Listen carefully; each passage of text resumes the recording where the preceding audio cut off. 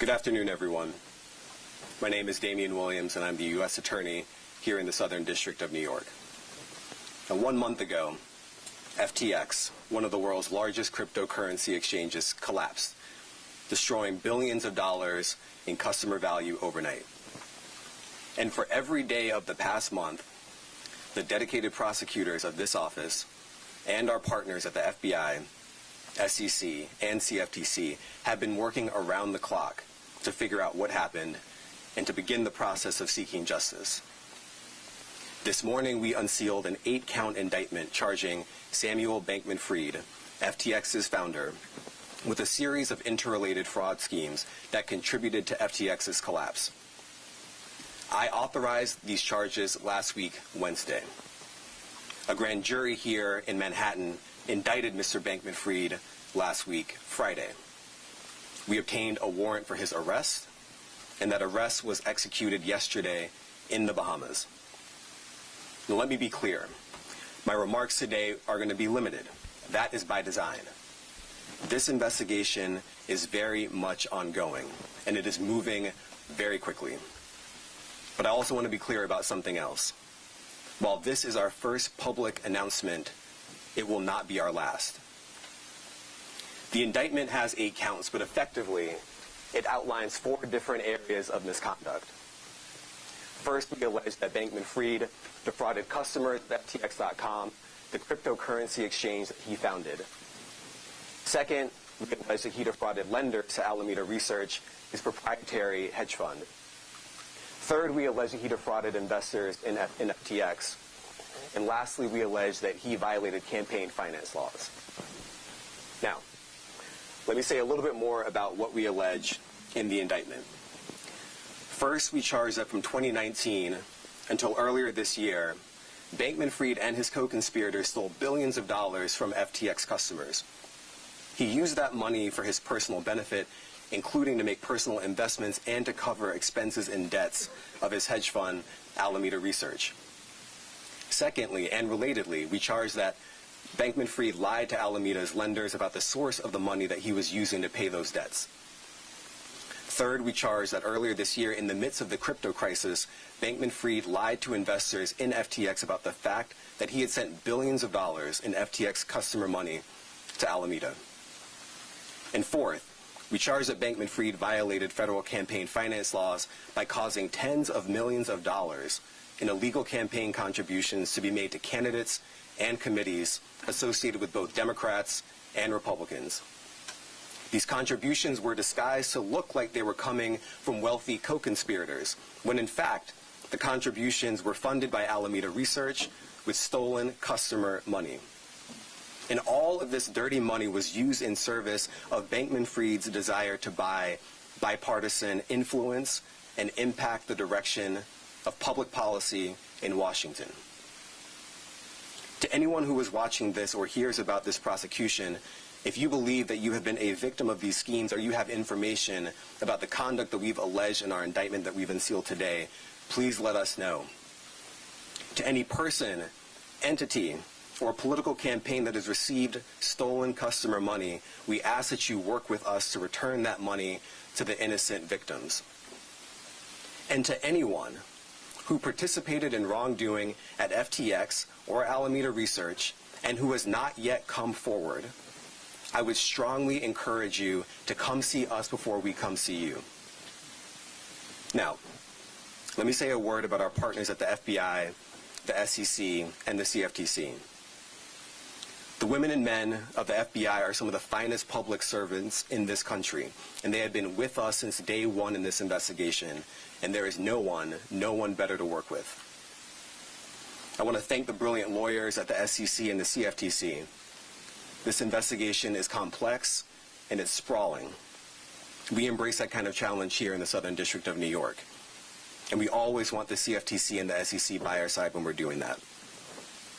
And finally, I want to thank the career prosecutors from my office handling this case, Nicholas Rose and Danielle Sassoon, and their supervisors, Scott Hartman and Matthew Podolsky, the chiefs of our Securities and Commodities Fraud Task Force. I want to acknowledge the contributions and hard work of the prosecutors from our Money Laundering and Transnational Criminal Enterprises Unit including Samuel Raymond and Thane Wren, and their chiefs, Jessica Feinstein and Tara Lamort. And I want to acknowledge the contributions from the chief of our public corruption unit, Rebecca Donaleski.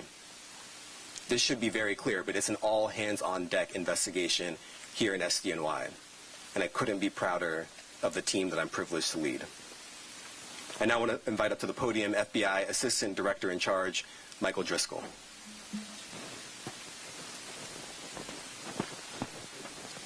Thank you, Damien.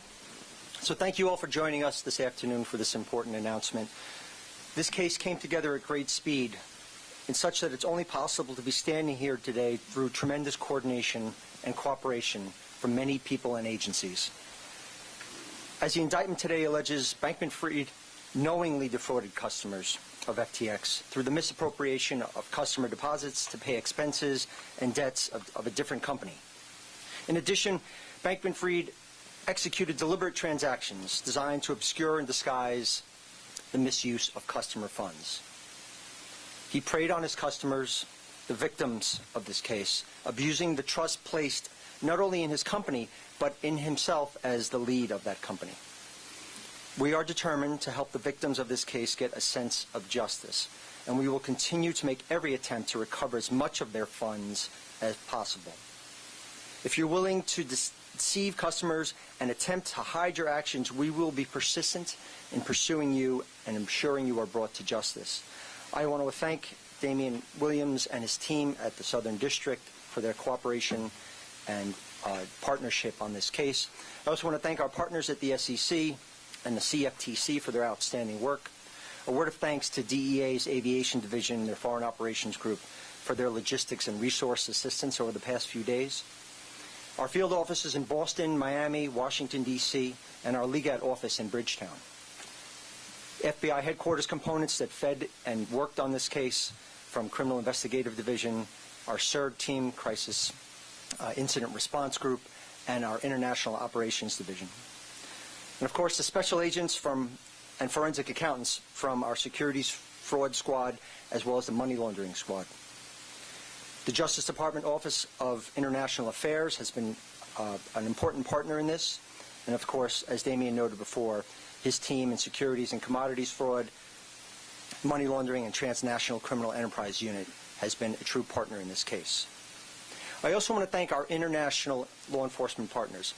These kind of cases do not happen without that kind of coordination, and I specifically want to note the assistance provided by the Royal Bahamas Police Force. And I want to be clear, this case is about fraud. Fraud is fraud. It does not matter the complexity of the investment scheme. It does not matter the amount of money involved. If you mislead and deceive to take what does not belong to you, we will hold you accountable. And I'd like to thank everyone who's been working on this case for helping us adhere to that principle today. Thank you.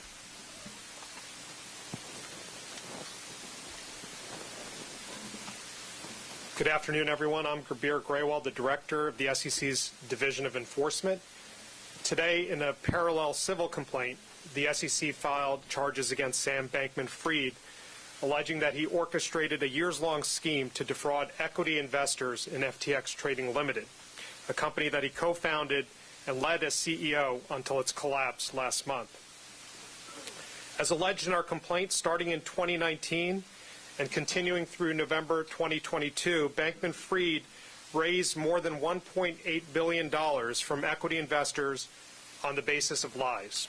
You see, FTX operated behind a veneer of legitimacy that Bankman-Fried created by, among other things, repeatedly touting to investors FTX's top-notch automated risk controls that he claimed protected customer assets, and by repeatedly claiming that those assets were at all times safe, segregated, and secure. But as we allege in our complaint, that veneer wasn't just thin, it was also fraudulent. Because in reality, from FTX's inception in 2019, Bankman-Fried began secretly and improperly diverting FTX customer funds to his crypto hedge fund, Alameda Research. And as alleged in our complaint, he then misused those funds to make undisclosed venture investments, lavish real estate purchases, and large political donations.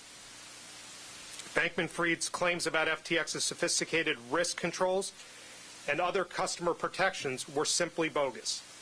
Similarly, his representations to FTX investors and trading customers concerning Alameda were also part of that carefully crafted veneer and were similarly false and misleading. He frequently claimed that Alameda was just another customer with no special privileges at FTX. But in truth, Bankman-Fried directed that Alameda be exempt from the very risk management measures that he touted to FTX investors and to its customers.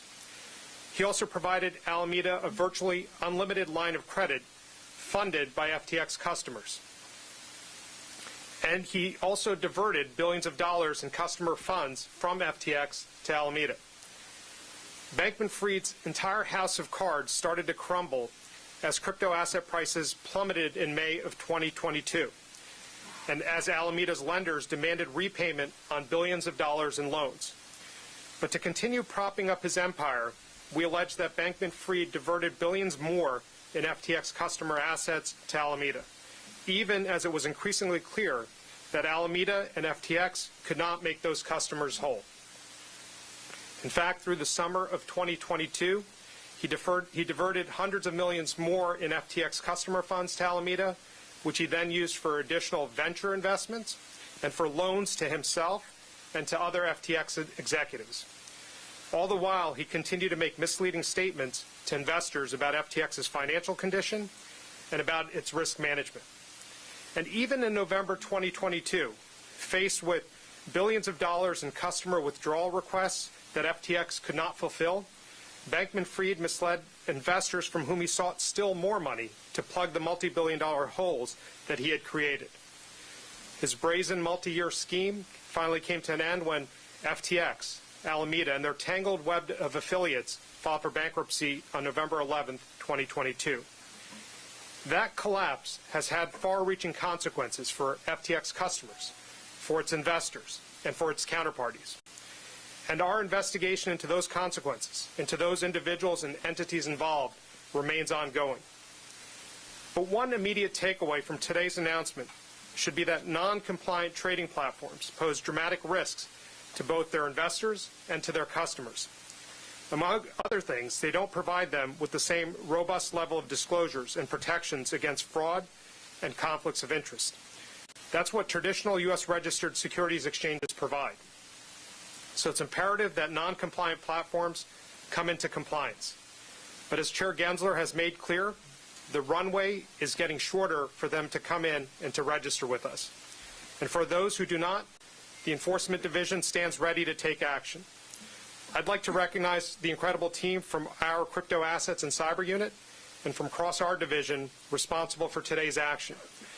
Devlin Sue, Ivan Snyder, David Brown, Brian Huckrow, Pasha Salimi, and investigated this matter under the supervision of Amy Hartman, Michael Brennan, Jorge Tenrero, and David Hirsch. Amy Burkhart and David D'Audio will lead the litigation against Bankman-Fried under the supervision of LaDan Stewart and Olivia Che. Finally, I want to commend our partners here at the Southern District of New York under the leadership of U.S. Attorney Damian Williams and our partners at the FBI and the CFTC. This is yet another strong example of the collaboration that you see before you this afternoon. With that, I'll turn it back to U.S. Attorney Williams. Thank you. I'd like to welcome up Gretchen Lowe from the CFTC. Good afternoon. I'm Acting Director Gretchen Lowe, Acting Director of the Division of Enforcement at the CFTC. Gretchen Lowe, thank you so much for the opportunity to speak today. Today, the CFTC filed a complaint against Sam Bankman-Fried and his companies, FTX and Alameda, charging a fraudulent scheme that dates back to the launch of FTX.com exchange in May 2019. The CFTC's complaint specifically charges defendants with fraud by misappropriation of customer funds, as well as false statements to the public, customers, investors, and Congress about the handling and security of those funds. As alleged, there are over $8 billion in customer losses that we've ascertained as of today. The rippling consequences of defendants' fraud are vast and have done significant damage to the integrity of the evolving digital asset market. The CFTC charges that at Bankman-Fried's direction, FTX customer deposits intended to be used to trade digital asset commodity futures, swaps, and other products were not appropriately segregated by FTX. Instead, customer funds were held in Alameda accounts where they were commingled and misappropriated for a variety of unauthorized purposes, such as use in high-risk investments in other digital asset enterprises, political contributions, and to purchase luxury real estate. As charged, the fraudulent use of customer funds by Bankman-Fried and his companies were inconsistent with the touted FTX terms of service and contrary to numerous public statements made by Bankman-Fried. The CFTC also charges that defendants created features in the underlying code for FTX that allowed Alameda to have essentially an unlimited line of credit on the exchange. Defendants also provided Alameda with unfair trading advantages, including quicker execution times and an exemption from FTX's auto liquidation risk management process. This massive and costly fraud was in the connection with commodities interstate commerce, and as alleged, including Bitcoin, Ether, and Tether, which are the most widely traded digital assets in the world. Bitcoin and Ether also underlie derivatives contracts on CFTC-designated exchanges. Lastly, standing here today with the U.S. Attorney's Office at the Southern District, FBI, and the SEC represents yet another stellar example of the importance of federal regulators and federal criminal authorities working collaboratively and effectively with each other to achieve justice. The teams worked quickly and tirelessly to obtain compelling evidence and to begin to hold those responsible for the FTX collapse accountable, all within a very short time frame. Thank you to all at the SDNY, FBI, and SEC for your cooperation. And thank you to the CFTC team, Nina Rubinsky, Carlin Metzger, Brian Sue, Ben Jackman, Yusuf Japar, supervised by Deputy Director Robert Howell and Chief Trial Elizabeth Pendleton, and many, many others at the Commission who supported the work. I am proud of your hard work, your dedication to the mission of the Commission, and for always acting in the public interest. Thank you. All right, happy to take some questions. You're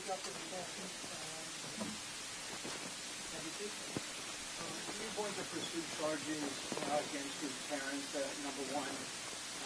What is the situation with extradition? And finally, he didn't fit the profile of someone who you would think would be behind this. I don't know what the profile is typically, but he wore shorts and a T-shirt. He was incredibly bright. Can you address the fact that he didn't fit the profile and that's part of the way he was able to fool so many people? Well, you can commit fraud in shorts and T-shirts in the sun. I mean, that's possible too. So I think that addresses the last question. In terms of whether we're going to bring charges against anyone else, look, I can only say it this clearly, but we are not done. And extradition? Extradition is ongoing in the Bahamas. I don't have anything to add on that. Next question.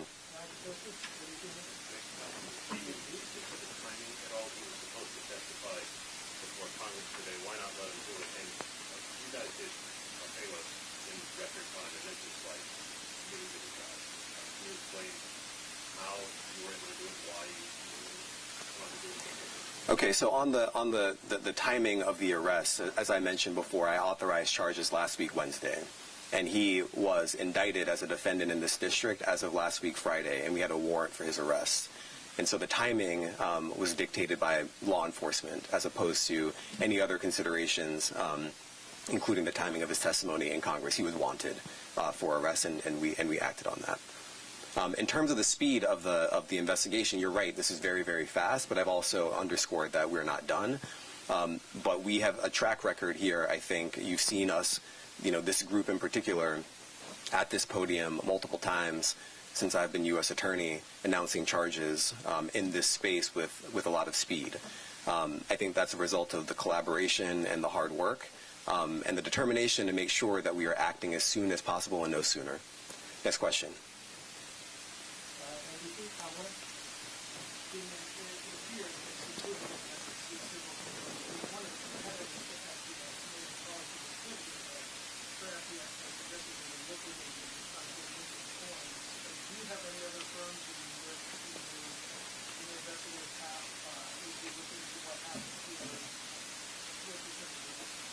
Look, I think today's announcement is about one person and his conduct.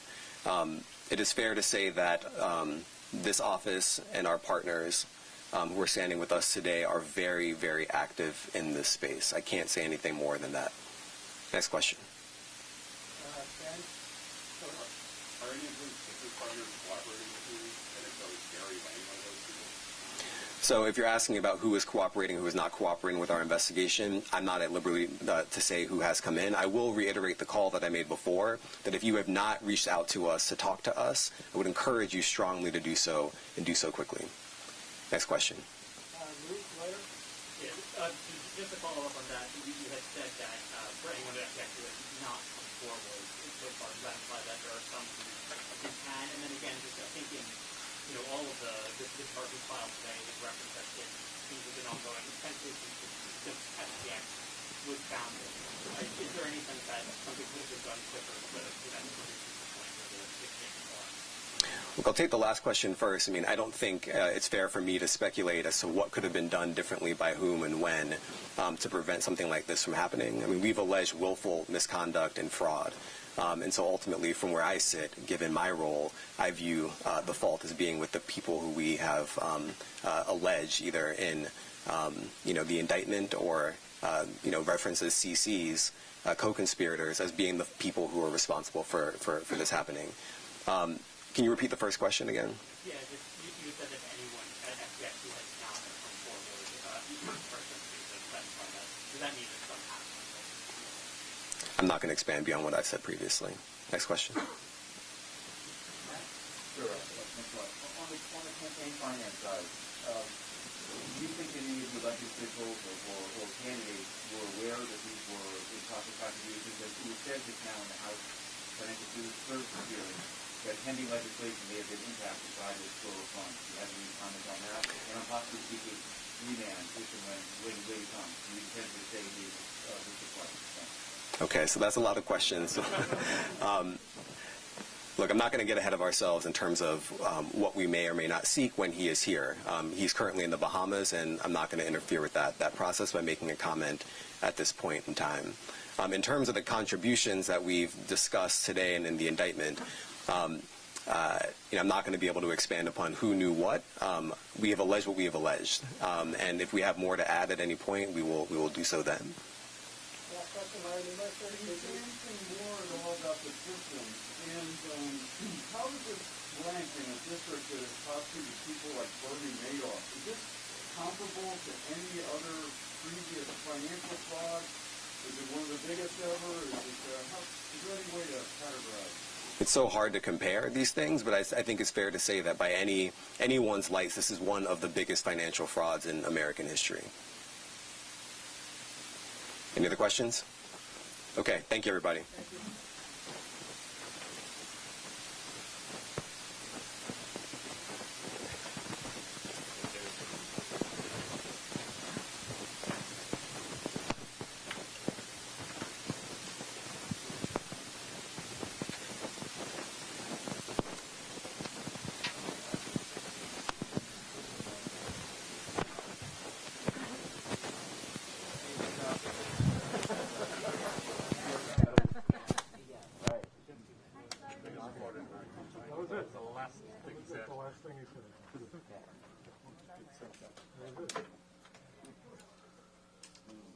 Okay, we're rolling. Okay, we're rolling.